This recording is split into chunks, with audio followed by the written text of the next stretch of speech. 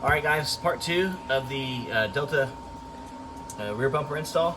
So I have what they call the chassis mount and the swing arm support brackets installed. The bolt holes are kind of just like elongated slots, so there's play that can move the bracket forward and aft on the vehicle. And I had those two nut plates there, they go inserted in the frame rail here, and they're installed there. One note is I had the incorrect bolt in my kit, or it may have just been mispackaged in the parts kit. So keep your old bolts. That bolt was from the old trailer hitch that was on this vehicle.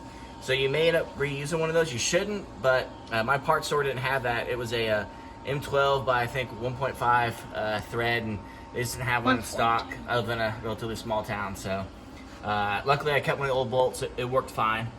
So everything's on there, good to go. Still not sure because this chassis hanger here does have a support arm that is supposed to be able to then mount your exhaust.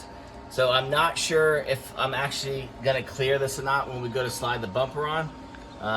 If not, I'll have to cut it or go to my muffler shop to get them to move it or bend it, which I'm not sure if they're gonna be able to do on the vehicle without cutting it and re-welding it. So I'm gonna try to get it on here tonight in a little bit and go from there. Thanks a lot.